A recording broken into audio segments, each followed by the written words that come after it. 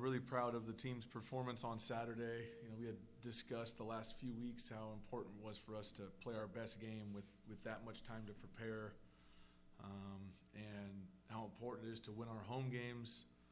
And I thought they came out really focused against a head coach and a team that I really respect. And I thought we played a really complete football game in all three phases. Defense played outstanding, stopping the run, doing a great job in the perimeter game, getting off the field, and then offensively had two drives that were poor at the end of the first quarter and start of the second quarter. But other than that, I thought moved the ball really efficiently. We're balanced, with 300 passing, 300 rushing, got land going, and got a bunch of guys involved in the pass game. So, and special teams wise, thought we kicked the ball great and covered really well, and just thought it was a real clean game for the guys, and was just proud of the staff and team for staying focused over those 2 weeks and putting together a really good performance and setting themselves up for the home stretch here, which everyone's been talking about way too early, but now it's here. So we know how difficult of a task we have ahead of us, and looking forward to a great challenge this week. So excited about where the team's at and start our process again today, and hopefully keep growing and getting better. I think we have to just focus really one day at a time. I know it's cliche, but our process has gotten us to where we're at this point in the season. For us to do anything different, I think would be a real mistake. So I think it's really easy to start looking ahead or start feeling like you got to do something different for a big game, when in reality we just got to focus on our process and try to do that even better, and just try to take it one game at a time. Obviously, there's great teams in this conference. We know that. We'd like to hopefully be considered as one of them as we continue, the next few years. But to be successful in this conference, there's certain teams you got to be able to compete with, and obviously both teams from Montana are at the top of that list. So for us to be able to get the respect that we have tried to work for, you got to play well in these type of games, and our guys are really excited to take that challenge on, knowing that it's going to be a tough task. I think we have to prepare for that for sure. Luckily we've had some practice at that the last few weeks with some of the teams we've played.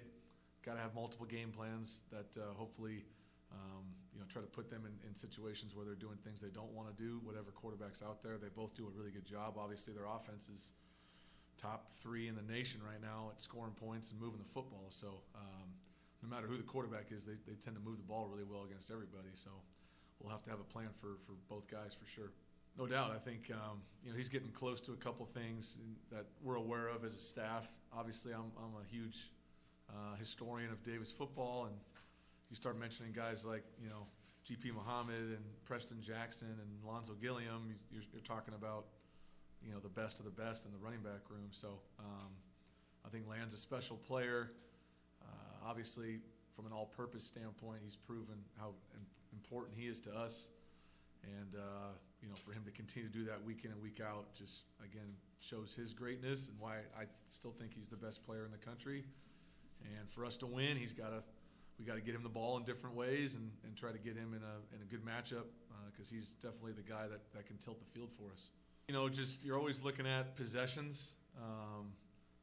Before you learn how to win, you got to learn how to not lose. So I'm always looking at the possessions that the other team can get and whether I feel like there's enough time for them to get as many possessions it would take for them to come back. And once I feel like we've gotten to a point where there's not going to be enough possessions in the game, then I feel comfortable letting everybody get a chance to play. So it was awesome that we had a chance to do that. And I think our guys take a lot of pride in trying to play well enough where we can get to a point every now and then where we can get some of those guys in. So to see that many guys play was awesome. And I think the best part is to see our players on the sideline interested and pushing them and finding joy in their performances, which is great. That's part of great Aggie pride. I think the guys that flashed are guys that we expect to flash. Obviously Fisher is a really talented player at running back, still really young. He's got a really bright future. Same with Carter Vargas. I think both those guys are going to have incredible careers here at Davis and could definitely help us down the road here if they need to. I think Grant Harper, when he's gotten in, has been really solid and made really good decisions. Great to see him throw a touchdown pass down in the red area. And I think some of our young offensive linemen that are true freshmen, to be quite honest, did a really good job in the run game. And I think Coach Cody's done a great job recruiting talented players there. It makes you feel like the future is going to be bright because, we've talked about for a long time, to be successful in this conference and to be successful if you are fortunate enough to make the playoffs, you got to be able to win up front. And I think we're hopefully building that with those guys. No, they do not get half points for that. I think the cool part, Matt and I were laughing about it, is they've really taken pride in that. I've challenged them, and they have made it an emphasis. I thought on Porter's interception, the effort by the defensive players and the detail of Porter to get to the sideline, that was tremendous. I was bummed that didn't get all the way in just because that was great defensive football. They were really working with high effort, recovery effort to try to get him to the end zone, and that's what good defenses do. They figure out ways to score. I told Coach Taylor and Coach Kevin Burke that we'll just switch the tackling circuit this week and have the linebackers work on breaking some tackles. Yeah, what a tremendous player. Been doing it for a long time. Arguably the greatest return man in the history of the conference. That's a huge weapon, and obviously a huge focus of ours in the special teams area of what can we do to limit him and make sure he doesn't win the football game for them. So that's a huge focus for us, is to figure out ways to make sure we're still getting the net we want in the punt game without giving him an opportunity to hurt us. And our coverage has got to be really solid, and our protection's got to be great, and our kick location's got to be on it. So that's what great return men do. They sometimes, even when they don't get the ball, they affect the game because now you don't kick it as well as you want, or don't put the ball where you want it because you're so worried about him. So hopefully that's something we can work on the next few days. That's a huge priority, obviously. I think decision-making's got to improve at the punt returner for us. You've seen the kind of last 2 weeks. That's been something that pops up. But we have a lot of faith in Mateo. Nobody works harder than him. No one cares more about the team. We feel really secure with him back there. But we need to have better decision-making for sure. Nothing personal like that. I just, I really do appreciate Coach Houck's guidance over the years. He's always been someone that would reach out, and even after games, whether we won or lost, he'd always have, kind things to say, and also constructive things to say to me as a young coach. I know when I got to go up for the head coaches meeting, he was one of the first guys I saw, gave me a big hug, congratulated me on the position. I've just always felt a great deal of humility from him. He's obviously the greatest coach in the history of the conference, and deserves all the accolades and praise that he gets. And I really hope that, I look at guys like him, and I hope that we can build something similar here. I hope I can be here for a long time and have enough success to where they want me here for a long time.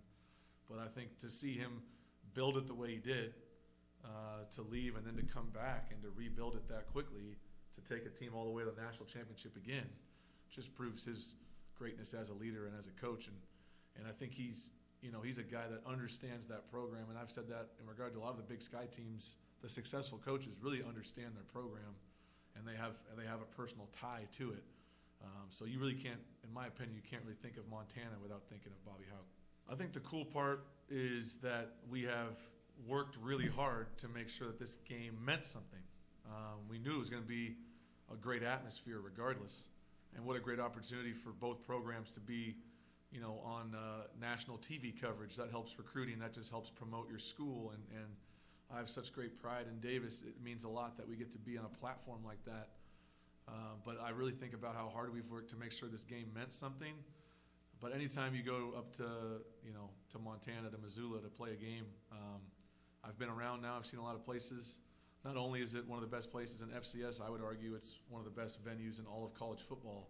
And they've worked really hard to make it that way. And I think about our home environment here and what we're trying to build, and it's going to take us a long time to get there, but I'm committed to trying to make this place a similar environment, a place that teams fear and that teams struggle in, and we know that the crowd and the stadium are just as big of a task as the team, and that's what's made them a good team, and that's why it's a great environment. So the best thing you can do is thrive in it and find joy in the fact that you're not going to play in a lot of places like that. And so cut it loose, go have fun with it. And nothing better than making a big play in a game like that and hearing the hush of the crowd. And I think it'll be one of those rare moments for our guys to play in a game like that. Yeah, it makes sense. I mean, FCS program. If you're going to get me on ESPN with our team and get us to promote the Big Sky and promote the programs that I really care about, I don't care if they kick it off at midnight. I'm happy that we get to have that platform and thankful that ESPN's conscious of the fact that it's a good football game and they want to show it to people. I'd rather play at 10 a.m. if it's up to me. Yeah, we train as a morning team, so we practice every morning from 9 to 11. So if we could play some time around then, that's what our guys their body clock is trained that way. So I'd rather play the game early, get it over with, and be able to watch some football and play some baseball in the backyard with my sons. Yeah, there's some dead time there. There's some hiccups and things you got to overcome. Obviously, the hotel we're at is decided to change their mind. They're not allowing us to stay for a late checkout. So that hurts our program. We have to pay for 2 days, which is a bummer that they're doing that, but comes with the territory of a late game. So I'm thankful that our program's financially able to do that for our guys so they can have a place to rest for the game. But yeah, you got to find time to do some walkthroughs and get the guys out, walk around a little bit, and we'll find some time to do that during the day. But it's also cool. They get to hang out and watch some football and watch some great games during the day and maybe feel inspired to be able to go out there and know that, hey, you might be the last game of the night. Like, all eyes will be on your game after a long day of college football. I think that's a cool thing. Well, I mean, I think defensively they've given up 1 touchdown the last 2 weeks, so I think they're really multiple on defense.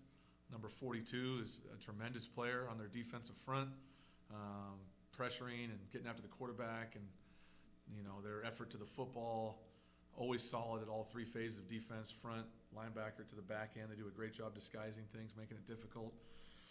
I think offensively with multiple quarterbacks that both do a great job, extending plays, quarterback run game. I think the tailback's really talented. Obviously they got veteran skill players at the receiver spot that have great speed that can stretch the defense. Really good up front. Coach Houck's a longtime special teams guy, so they're always really solid and very talented on special teams. So they deserve all the accolades and praise they get, and it's going to take a tremendous effort to be able to play with a team like that. Felt like a marathon from showing up in December to getting to this point. I'm trying to savor every minute of it because I try to remind people. I hope they don't think we're going to be 8-1 every year and be in these scenarios. So it's been a magical run so far. Really proud of the team. I hope they just play free and play loose and have fun and know that they've worked really hard. And if they continue the process they've had for these 9-10 weeks, I know they feel confident like they can hang in there with anybody. They know if they don't play well, they can get beat by anybody. So I'm just really thankful for it, but it has not felt fast. It has felt like it's been a grind, but I would say Coach Soker would be mad at me if I said a grind. It's been a challenge, and it's been one that I've really found a lot of joy in.